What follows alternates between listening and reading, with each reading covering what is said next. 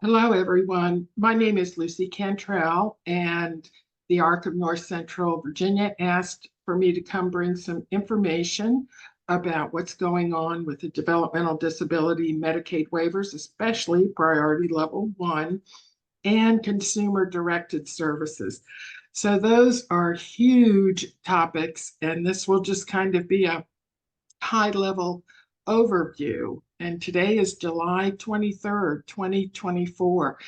If you're seeing the slide, you'll see that I have change, the only constant. And that is so true in our business right now, in the business of developmental disability services. Some changes have been made legislatively, but they haven't been completely implemented yet. And we're just always waiting to hear when we'll know all the answers. So let's jump on through. I hope all of you are aware that there was huge historic legislation that took place in the Virginia General Assembly this year, and that is that the General Assembly has funded 3,440 new DD waivers. I said has funded. That really becomes effective on this past July 1st, and it will go through June 30th, 2026.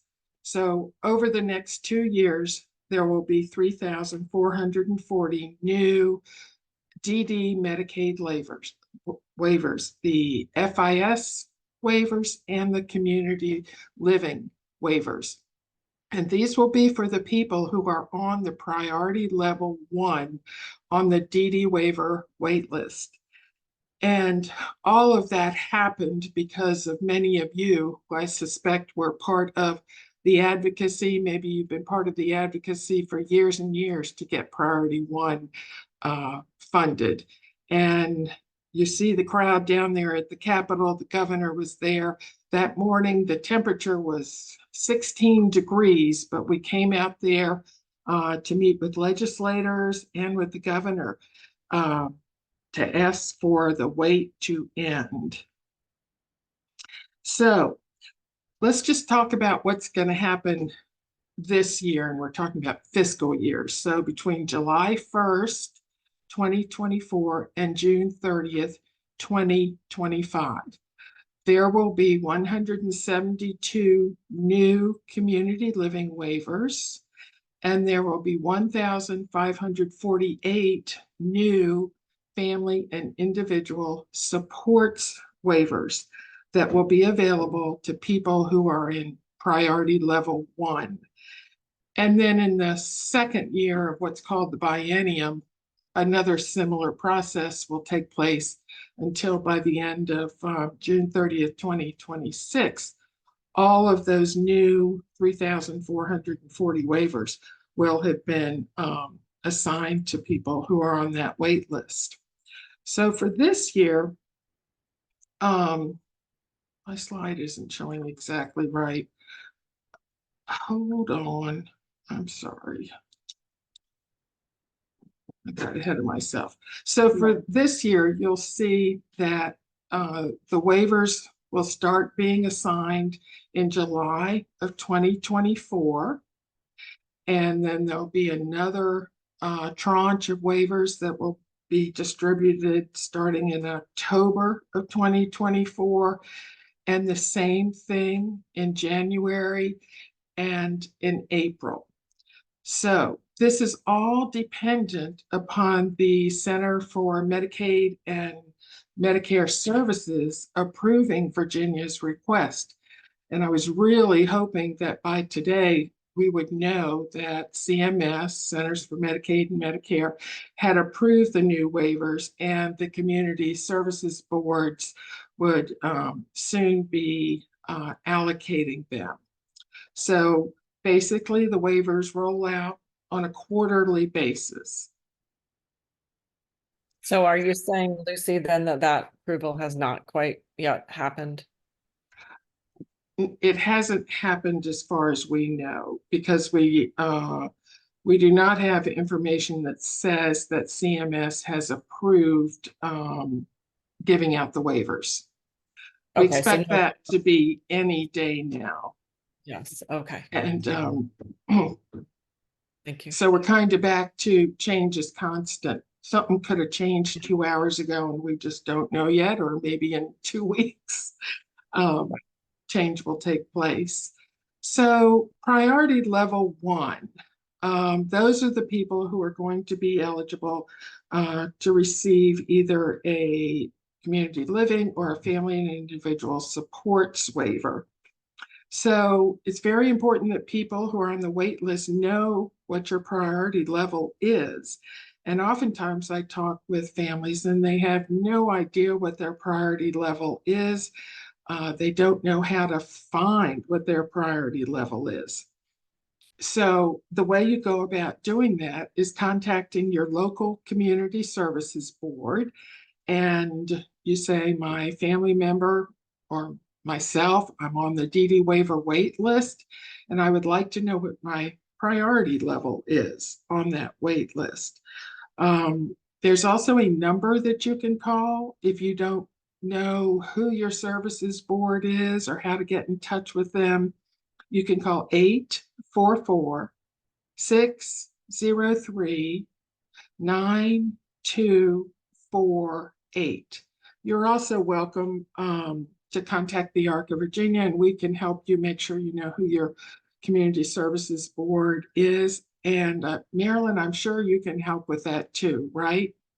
Right. In our area, if you are from our area, it is Encompass Community Supports, but certainly no matter where you are, if you're looking for your CSB, we can help you get connected. Wonderful, wonderful. Now, if you hear from your community services board, respond as quickly as you can. If they're calling to let you know that you're going to be considered for a waiver, or they need to make sure your information is updated. So don't ignore calls from your or emails or anything from your community services board. And I do recommend, if you're on that waiting list, make sure you know what your priority level is. Kind of keep up with that. Another thing that I encourage people who are applying for a DD Medicaid waiver or who are on the wait list, you have your application documents that were filed with the Community Services Board. You may remember that you went through the VIDEs, talk about the priority level, and then a critical needs summary is done if a person is in priority level 1. And then finally, there's the waiver slot assignment review form. I think most people do these forms with the representative from the Community Services Board, and they don't get copies of them. They don't see them again. I highly recommend that you get copies of your DD waiver waitlist documents, the ones that are up on the screen. You need to look at them carefully, see if they're accurate. Maybe things have changed. Maybe the person has another diagnosis. Maybe they don't have the supports they used to have, anything. And you need to contact the CSB and discuss what those changes are or new things that have occurred in the person's life, because you want it to represent their current situation. And if you're not familiar with those forms, you can go to the link that's on the slide. And on our website, we have those forms where you can take a look at them. And I just have to take this opportunity to remind people that the VIDES is the screening tool that they use to determine if the person has functional dependencies, so basic activities of daily living. Do they need help from someone else or some sort of device? And lots of times when people report what kind of help someone needs, they don't think about all the help that a person might need. And I like to use the example of bathing or taking a shower. There's a lot of steps to that. First of all, you have to know that you need to take a shower. You have to be able to undress yourself. You have to be able to turn the water on, get it at the right level, wash oneself completely, know when to get out, get dried completely. And oftentimes there are steps in there that a person needs help with. So you're supposed to answer, can the person take a shower, based on the fact that there's nobody else around to help? No family, no caregiver, nobody. Think about if they were completely alone by themselves for several days, not even in your house. What would happen? What would they be able to do?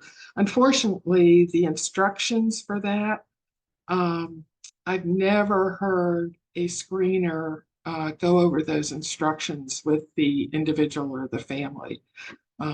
Instructions are on the back of the form that you can find on our website. With this historic infusion of these waivers, the new waivers, it's really important that the governor of Virginia is thanked, that your state delegate is thanked, and your state senator. And if you don't know who your representatives are, you can go to the link there, who's my Virginia General Assembly person, and you simply put in your address, and it will tell you who your state delegate and your state senator are. A lot of people look at that and they see Senator Warner and Senator King. No, we're not thanking them right now for that, but it's your person who's in the Virginia General Assembly. Really important to thank them, no matter how you do it. Call them, send a note, if you run into them, thank them, tell them what a difference it could make in your family member's life. But again, remember, change is the only constant in this. And so I'll take a break right here and be glad to hear what you all are thinking or wondering or need answers about. Is there anything in the chat yet, Marilyn? Or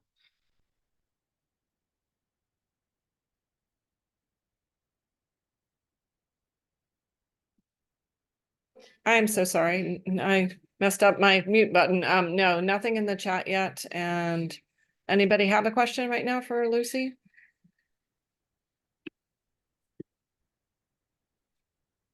No? okay. Just- Well, if you think of it later, we'll have time. Okay. I do appreciate you talking about the fact that folks need to think about if nobody's in the house, because I don't know that when we participated in those screenings, people have said it quite like that to me. So that really resonates. Thank you. Yeah, that can change things drastically. I've seen it over and over again. So that kind of leads right into Medicaid waivers and consumer directed services. This is a big topic and gets into lots of individualized situations and what people are dealing with. So in the CCC Plus and the Developmental Disability Waivers Program, there are 3 services that are consumer-directed services. That means the consumer is referring to the person who has the waiver or their family member if they're a child or a minor. And that means that the family member or the person with a disability themselves has the opportunity to hire the person or people that they want to provide consumer-directed services for them, to them. And those 3 services are personal care, companion, and respite services. Those are the only 3 services that are consumer-directed. I'll also mention that a lot of people think that EPSDT is a waiver. It is not a waiver.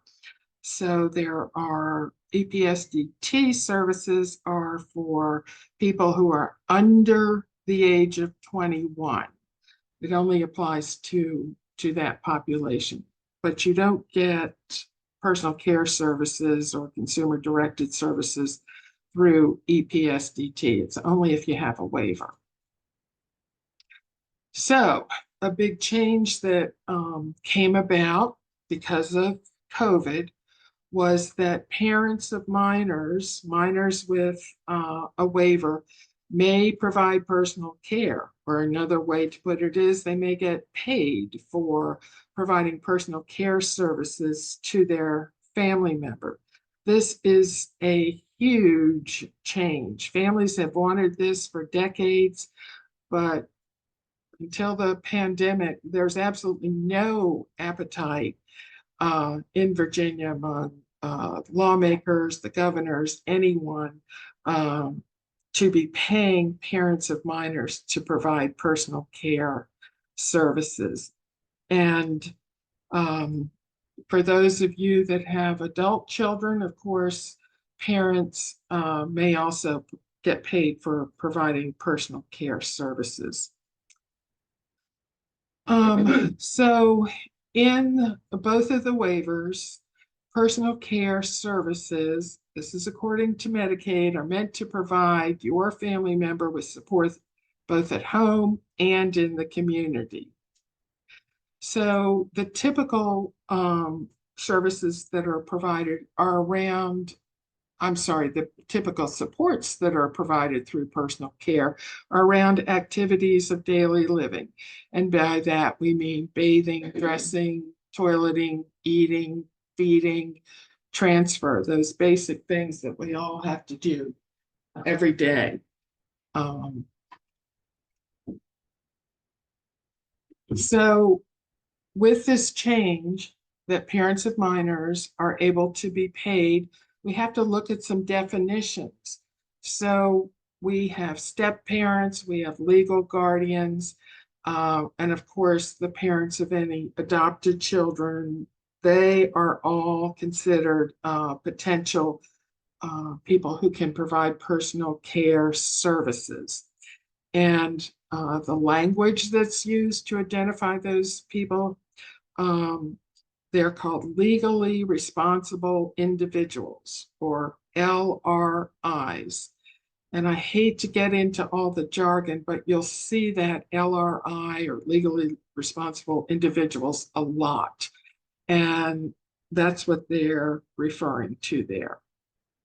Who could be an LRI? If you're going to provide services, be a paid personal care attendant, the person with the waiver has to use a service, and it's a waiver service that's called services facilitation. And that's where a person assists either the family, the caregiver, or the adult individual and the employer of record with directing and managing the consumer-directed services. So the services facilitator is going to visit with the person in their home. They evaluate whether the person with the waiver is being adequately cared for by their personal care attendant, and if the person is healthy and safe. So that's a must if you're going to be a consumer-directed personal care attendant or have one. You have to use that services facilitation service. So the person who's hired to provide the personal care, if that's a parent or someone else entirely, that those people, their titles are personal care attendant or personal care aide. And then we've mentioned employer of record, and that is shortened. Usually you'll just hear people say the EOR. The EOR, that's an adult who basically functions as the employer and the supervisor of the personal care attendant or attendants. So this is an unpaid position. This is a person who will be involved with the hiring and recruiting of personal care attendants.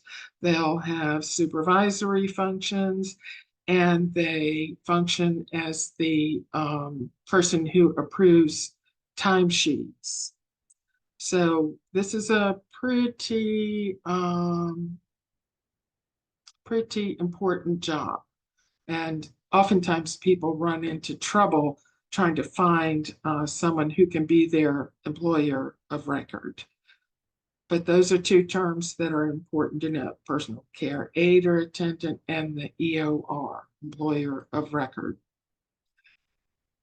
So there is a video that DMAS, Virginia Department of Medical Assistance Services, has done about personal care services and where they stand right now, with the changes that we're expecting to be made.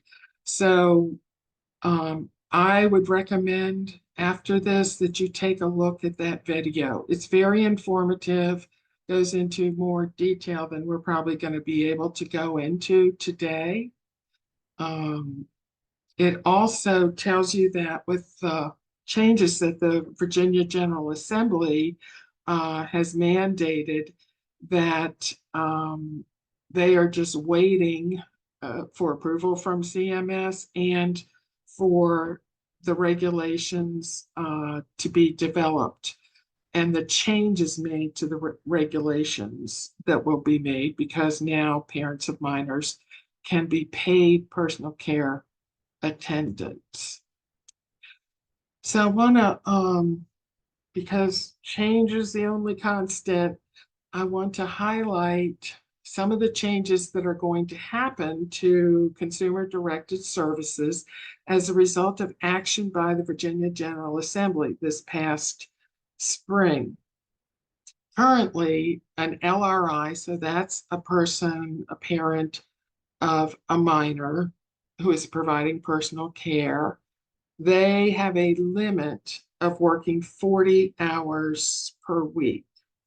So with the new legislation, it will modify that 40-hour per week work limit, and it will allow the parents with more than one waiver child to receive reimbursement for 40 hours per week per child with a waiver. So if somebody has two children on the waiver who are receiving personal care, and the parent or LRI is a personal care attendant, that person can be paid for up to 40 hours a week for each child, so 80 hours a week. That was a huge, big change. And then the requirement for a legally responsible parent to receive reimbursement for personal care services has been that no one else is available to provide the services. And we're talking about a minor age child. So that requirement is going to be eliminated, which will just be a huge help to families of children who are minors. So you won't have to prove that you can't get anyone else to provide personal care services. They're also going to modify the program rules so that a legally responsible individual or step parent may be the employer of record.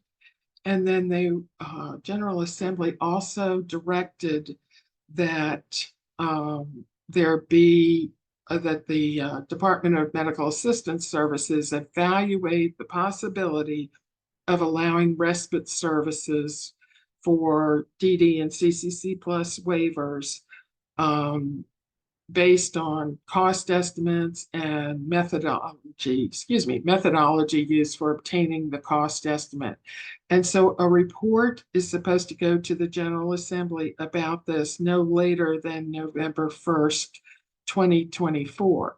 And this came about because parents of minors were not allowed to have respite care. If you were a paid parent of a minor child, then respite services were not available. So we're looking forward to the recommendations and hopefully action that will benefit families based on the report that the General Assembly will receive. I also want to mention before we leave is that the Arc of Virginia State Convention is coming up. It's going to be August 19th through the 21st in Virginia Beach.